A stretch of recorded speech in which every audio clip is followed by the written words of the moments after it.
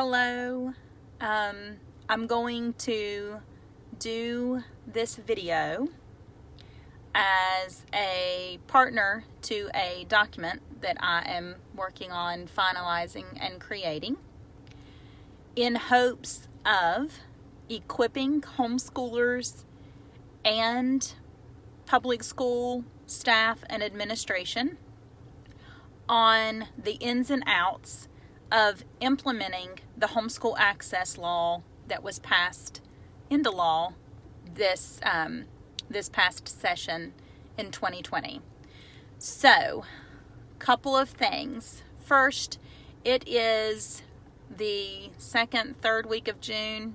I wanted this done at the end of May. So I, first of all, apologize that you all have been waiting on this information for longer than I would have liked. But I like to have my ducks in a row. So I feel confident in what I'm able to communicate today, and I'm glad that I've been able to get the confirmations that I have gotten in order to communicate effectively and hopefully thoroughly with you, to make sure that when you are talking with your county board, school principal, and coach, that you feel confident in what you're communicating to them. So I apologize for the delay, but I do feel like the information that I'm going to communicate with you in this video and the partner document will be solid enough and sound enough that will hopefully keep there from being misinformation confusing the process. Okay, so let's talk about what actually was signed into law and what you need to do. I would recommend that every parent who wants to take advantage of this, so you have a child in 6th grade through 12th grade, you want to take advantage of an SSAC program, I would recommend having a file and putting that file together and making sure that you have the information that you need and that you understand the law and the provisions of the law that you must satisfy in order to enroll at your school into that one virtual course and meet the other requirements in order to have your child be eligible. So let's talk about what the law actually says. The first little clause is the most difficult. I have SSAC policies that will be included in the document that I'm sharing. But it is the first clause that is not written the way I would have liked to have seen it written, because it does leave room for confusion. So it's that first clause that I'm going to talk the most about. It says that basically a student has demonstrated satisfactory evidence of academic progress for 1 year in compliance with the provisions of that subsection, provided, that the student's average test results are within or above the 4th stay-9 in all subject areas. There are 5 subject areas: math, reading, language arts, science, and social studies. Okay, so those are the subject areas. So let's talk about number 1.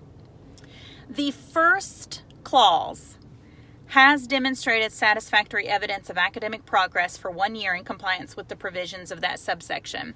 That reads as though your student could demonstrate their academic progress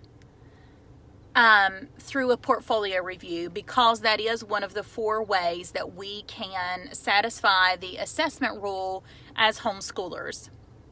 It reads that way. The clause after the colon, provided that the student's average test results are within or above the 4th stay-9 in all subject areas, qualifies that and has been interpreted by the state board and by SSAC to mean that you must test, and they will not accept a portfolio review. So here's where this is tricky. This is what I've been waiting on, and I've spoken with an attorney and feel confident in communicating what I'm communicating with you. If you have a student who wants to be eligible and you want to make sure they get to be eligible this year. Of course, in light of COVID, this is all circumstantial anyway. I can't speak to that. I have no clue what's going to happen.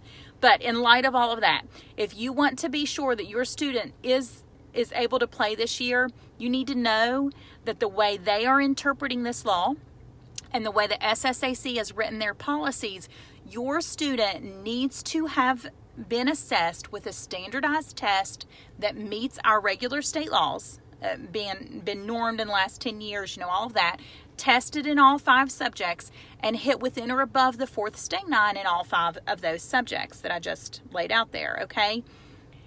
If your student did not, and you want them to be eligible on a portfolio review, and you're interpreting this to say that the portfolio review demonstrates acceptable progress, here's what I'm saying to you. You're a homeschooler. Can't nobody tell you what to do. And rightfully so, right? And you know the law, and let's say you get an attorney who interprets this and says, look, that provided just means if you test, you need to hit the 4th state 9. But it does not exclude portfolio reviews. And that's how your interpretation, and that is what your attorney says. Let's do a test case, and we'll argue this in West Virginia. And hopefully with the test case, they will rule that portfolio should be included so that your child can play without having to test. Here's what I'm saying to you. And this is the advice that I got from the attorney. You have the choice to be principled or pragmatic. If you do not want your child to prove their eligibility with a test, I get it. Believe me, I'm a homeschooler at heart. I get it. So this year, you would have the choice to be principled and possibly pursue finding an attorney and bringing a suit as a test case to say we should be allowed to play. Chances are your kid's not going to get to play this year. You're going to have to sue in order to get that law interpreted that way on the books with a test case in order to have the portfolio recognized as demonstrating the acceptable academic progress. So that would be the principled choice. You can have the pragmatic choice of this year testing, hitting that 4th state 9, and using that test in order for them to get to play this year so that they don't miss out on that. Here's the thing. This is what I want you to know. I'm not telling you what to do, but this is what I want you to know. I have every intention of challenging that clause in the session of 2021. Every intention, already laying groundwork for that. I want to change it so that it will clearly include portfolio review and, of course, remove the virtual mandate that none of us felt was fair. So if you are interpreting this, that it should include portfolio review, know that I plan to work towards that in 2021 to spell it out so that you wouldn't have to sue. But also know that you cannot expect your county board to accept a portfolio review in place of a standardized assessment this year, because that will contradict the SSAC's rules that have already been approved by the state board. So if you want to argue that your portfolio should be accepted, just know it's going to contradict their rules. They've interpreted it. It is what it is. If you want to just smoothly transition and get your kid eligible this year, have your 4th state 9 test results, okay? If not, do what you got to do. You're your own person. Just know that my hope is there are no lawsuits this year, and I get to go challenge that and get an amendment and get the support to have the portfolio accepted and in the language of the legislation, so that there never has to be a lawsuit. We just clean that up and get it to be what it should be. So that being said, for number 1, you need to have been homeschooled for the entire year of this year. So in your little folder that you're going to take when you are or your digital file that you're going to email your county board, however you're going to communicate. For clause number 1, what you need to satisfy is you need to have, your child needs to have been homeschooled that entire 5th grade year if they're going into 6th grade, or so on and so forth, okay? Need to have been homeschooled.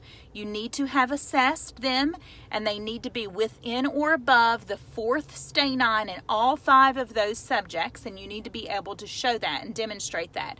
So that goes into your folder. Now let me see what Brittany asked me. Are you saying if we've tested this spring and scored 4th and up, then we can play fall sports in the fall? Yeah, if you're within or above the 4th stay 9 and you tested this spring, those are the results that you're going to show to your county board. And I'm going to talk about 3 components to the implementation of this law. Okay, 3 components that I want you to think about: the county board component, the principal component, and the coach component. So in each of those components, we're going to become well versed in this law and in communicating it, because a lot of this is new language and new lingo for them. So we will no, you do not have to have tested 2 years in a row, only this year, 1 year. So for clause number 1, you've been homeschooled for an entire year and you meet within or above the 4th stay 9 in those 5 subjects. Okay, so that's in your folder. If you're emailing, put that in a digital folder and have that ready to go. If you're printing, print that off and get that in your folder. Number 2, this really has to do with your county board component. Is enrolled in at least one virtual instructional course per semester, consistent with the applicable virtual instruction policy of the county board in which the homeschooled student lives and the state board. Okay, so you need to talk with your county board, and you need to make sure that they already have a virtual program that they are using, or they are using the state's virtual program. You need to get the list of that. So you might just call up and say, hey, my name's Jamie Buckland. I'm a homeschooler. We're looking to exercise our new right of being SSAC eligible this year. We're super excited about that. And I just wanted to get in touch with you and see what virtual courses we can choose from for this year. Okay? And then if you have any questions about that, or there's any confusion, then you reach out to me. And if there's a county director that's part of our network here that we're working with, I'll connect you with the county director. We'll make sure we get it smoothed out. I was talking with another mom the other day, and I said it's going to be a game of whack-a-mole this year. Something's going to pop up, and we're going to need to whack that mole and then just move on. Things are going to kind of be hard, especially in light of COVID, but we can do this. We're going to put smiles on our faces, and we're going to show them that we are glad this passed. We are thankful our kids are getting this opportunity, and that they won't regret it, because they're going to have wonderful athletes and they're going to interact with wonderful families. That's our hope, right? So in with that, you need to have them enrolled in their one virtual course. Now here's the deal. I had some people ask, so this is like a timeline thing. So some people are starting practices right now, okay? Talk with your coach. So remember, there are 3 components: county board, school principal, coach. Right now, if they're practicing, it may or may not be part of their formal practice, so you may be able to go ahead and practice with them.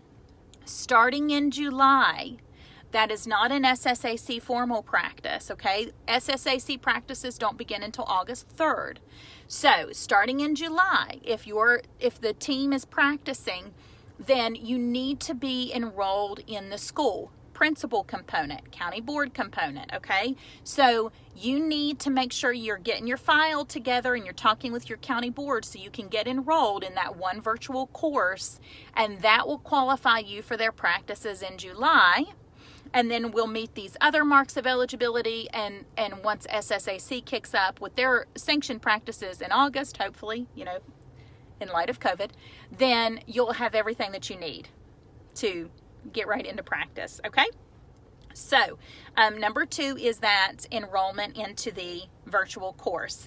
Now, you need to know, along with that, and the SSAC policies that have been approved and will be in the rule book, your child will be expected to maintain a C average If at any time they fall below a C average, they will not be SSAC eligible. So for that one virtual course, your child will need to maintain a C average in order to maintain their eligibility, and that is in the SSAC policy. Okay, number 3, they can't be 19 on August 1st, okay? So your child would lose their eligibility if they have turned 19 by August 1st. Okay, number 4, they can't be pro. They need to be an amateur, no compensation, and they're just in it for a good time, okay? Number 5, they have to behave, so they've got to meet all the disciplinary rules. Again, as soon as the SSAC rule book is approved, I'm going to get that out to you and get you a link, but just know right now, basically they're going to have to behave, and if they got in a fight or if something happened, there are going to be consequences, okay? Number 6, the 2 things you need to make sure that you're aware of is the physical examination. So they would need a current physical, and they need to be completely up to date with their vaccinations, okay? So you're going to have that paperwork either in a digital folder, in a printed folder. You need to make sure that you have that. The last thing is not in an actual numbered clause, but it talks about the eligibility for their zoned school. Now, this isn't, you can't play anywhere in the county, all right? If your child were to physically enroll and go to a conventional school, brick and mortar school, which school would they be zoned for? That school and those programs available at that school are the programs your child can participate in through WVSSAC. So only your zoned school. Like my family lives in Flat Top, West Virginia. We are zoned for Pikeview for middle school and high school. All of our friends are at Shady or Woodrow. Wouldn't matter. We're Mercer County. We're not Princeton High School. We're zoned for Pikeview. Those would be the programs that my child would be limited to choose from. Okay, so a couple of things. Let's talk about the components, okay? The county board component, the principal component, and the coach component. You need to make sure that you have all your ducks in a row. To prove your zoning, I would recommend that you go ahead and have whatever documentation, like a utility bill or a voter's registration. Maybe look at the DMV at that list. This is going a little bit above and beyond extra. I'm just saying I hate making a trip to the county board and then not having what I need. So in order to show your eligibility, and I will double check this and see if SSAC has something specific. I don't think they do, because what I feel like is the county board is who confirms your enrollment, okay, or the principal. So I am suggesting that you, like today I was going to get my license renewed and I had my passport and my voter's registration card. Then I found out I have to make an appointment at the DMV. But I would recommend having a couple of those things with your name on it to show your zone in the folder or in the digital folder. And these are the things that you need in order to communicate to your county board. You need to enroll for the course through your county board, and then you need to make sure that you have the contact information of the principal of the school, because the SSAC typically is communicating with the principal of the school, right? And then the principal's communicating with the coaches. So I want you to think in your mind as you're given a form to this. I don't want it to be ambiguous and fuzzy. I want you to think about a county board communication, the principal communication, and the coach communication. You want to make sure you have those numbers, email addresses. You want to give them the information that you have, get them enrolled for that class, and make sure you've got the information you need for that class. If anything comes up that you have questions about, before you respond or react or know that you're not bugging me, reach out to me. You can email jamie@jamiebuckland.net. That's J-A-M as in Moon I-E. You can Facebook message me. I'm going to put this video on YouTube and in a blog post so that we can share this and email this out and make sure that everyone knows. I'm creating a document. Hopefully I'll get that out over the next couple of days, and that will go along with this. But I wanted to get this information out to the public at large, the West Virginia homeschoolers, because I know you have a lot of questions. Keep in mind, in light of COVID, we don't know. right? Right now, the kids don't even, the Board of Education is so overwhelmed with responding to that need that I want us to really try to do our homework and have our stuff together. If it's a sport that is getting to play, I want your kid to be able to get to play. Okay? Hopefully this answered all of the questions. Just to reiterate that first clause. So with the first clause, you have to have homeschooled a year. They need to have tested, even if you interpret this differently and your lawyer interprets this differently, and you want to be able to submit a portfolio, know that they have interpreted it differently. They have interpreted it for testing only. You do you. But just know that I am hopeful there are no lawsuits this year so that we can change that in session next year. So within or above the 4th stay night in all 5 subjects and you've been homeschooled a year. Number 2, get enrolled in the virtual course through your county. Number 3, don't be 19. Number 4, don't be a professional. Number 5, behave. Number 6, you need a physical examination and your vaccine schedule. And then to end up that law, you need to be able to prove your zoned address for that school. So that sums it up. If you have any questions, do reach out. I apologize this has been delayed, but the time is now. You should feel free to start emailing or reaching out to your county board using the information that I've provided in this video and getting ready to get enrolled in that virtual course so that your student can begin practicing once they open that up, and you want a line of communication with your county board, your principal, and your coach. All right, you guys have a great day.